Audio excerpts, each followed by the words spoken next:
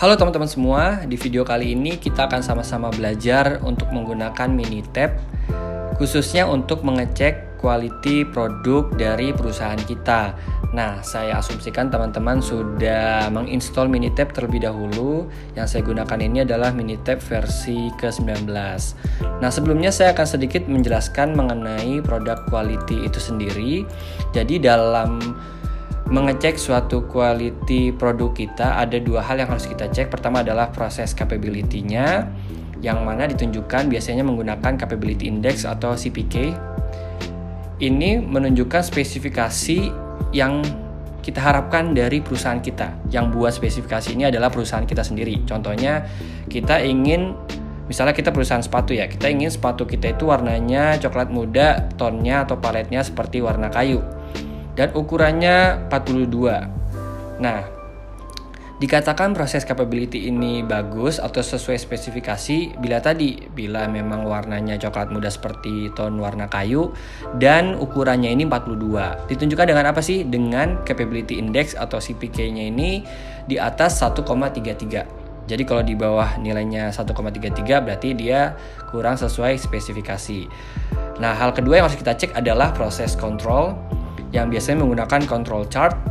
Nah, ini kalau tadi proses capability adalah spesifikasi yang dibuat oleh perusahaan kita sendiri yang buat. Kalau control chart atau proses control ini data real yang kita lihat di lapangan, terkontrol atau enggak, dan simpelnya sih ada defect atau enggak ya, ada cacat atau enggak di produk kita. Misalnya tadi kita produk sepatu, tahu-tahu sepatu kita ada yang robek nih, atau jahitan sepatunya melenceng dan lain-lain.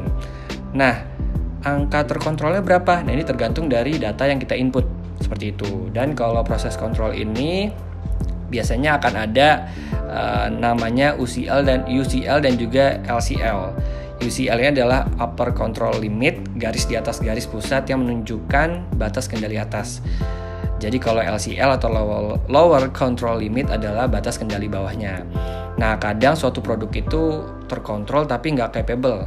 Contohnya apa? Iya sih, dia nggak ada defeknya, nggak robek atau jahitannya nggak melenceng, tapi ukurannya nggak presisi gitu. Misalnya kita harapkan ukuran sepatunya 42. Maka dari itu kita harus cek keduanya menggunakan Minitab.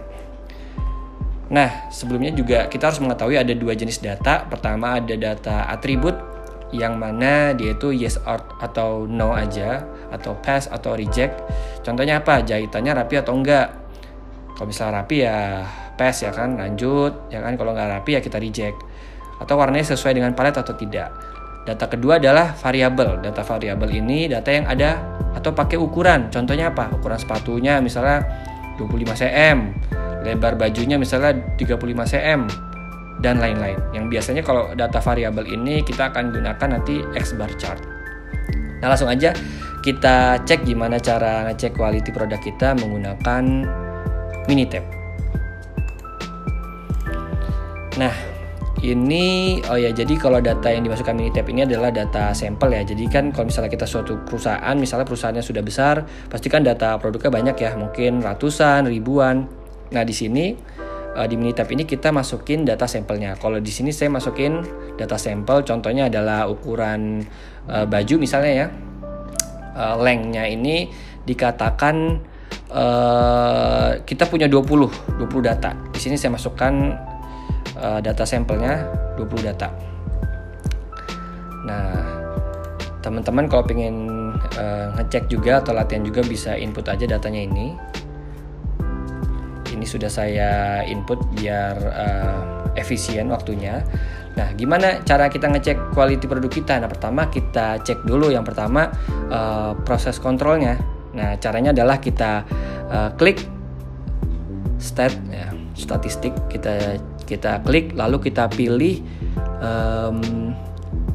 selanjutnya kita pilih control chart. Nah, kita pilih control chart karena data kita tadi ini ya, data baju ini ukuran gitu kan, ukuran bajunya ada 20 cm, 21 cm, 19 cm dan lain-lain. Berarti itu kan data variabel ya, bukan data atribut ya. Kalau data atribut kan tadi yes or no aja, misalnya ada robek atau jahitannya melenceng dan lain-lain. Kalau data variabel tadi ada ukurannya. Makanya kita pilih variabel, lalu ini ada sub subgroup sama ada individuals. Nah, kalau individuals ini buat data-data yang ukurannya jumlahnya masih sedikit, misalnya di bawah 100. Kalau misalnya subgroup ini data yang lebih banyak, misalnya 100 sampai 1000. Nah, ini kita coba aja buat latihan ini kita pakai subgroup aja ya. Katakan data kita banyak nih, kita coba. Nah, ini ada X bar R, ada X bar S. Kalau R ini range, kalau S ini standar deviasi. Nah, sebenarnya teman-teman bisa lihat keterangannya ya dengan ngarahin kursornya. Kita klik aja yang X bar R. Habis kita klik, kita tunggu dulu. Nah, akan muncul seperti ini. Kita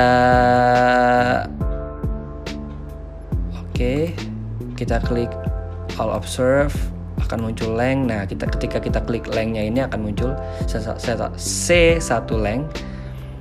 Nah, habis itu subgrupnya bisa kita isi, enter a number or ID column. Ini saya isi 2. Sebenarnya ini bisa diisi berapapun ya, tergantung ya perusahaan teman-teman mau isinya berapa gitu. Habis ini kita klik Oke,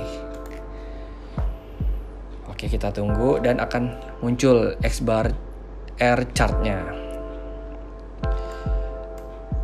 Nah, ini bisa kita lihat X bar R chartnya, hasilnya. Kalau kita lihat dari sini bisa kita simpulkan apa gitu kan? Bisa kita simpulkan bahwa data kita ini terkontrol. Karena kenapa? Nggak ada garis yang keluar dari batas atas dan batas bawah. Nggak ada yang keluar dari upper control limit dan juga lower control limit. Nggak ada yang ngelewatin UCL dan LCL. Ya kan, kalau kita lihat nggak ada yang nembus batas atas dan batas bawah kan. Nah, ini bisa kita bilang ya dari data ini bahwa data kita ini terkontrol. Nah, habis itu kita harus cek yang kedua nih, yaitu kita cek proses capability-nya. Nah, caranya gimana? Pertama kita klik lagi statistik, lalu kita pilih quality tools. Kita pilih quality tools, lalu kita pilih capability analysis, lalu kita klik yang normal.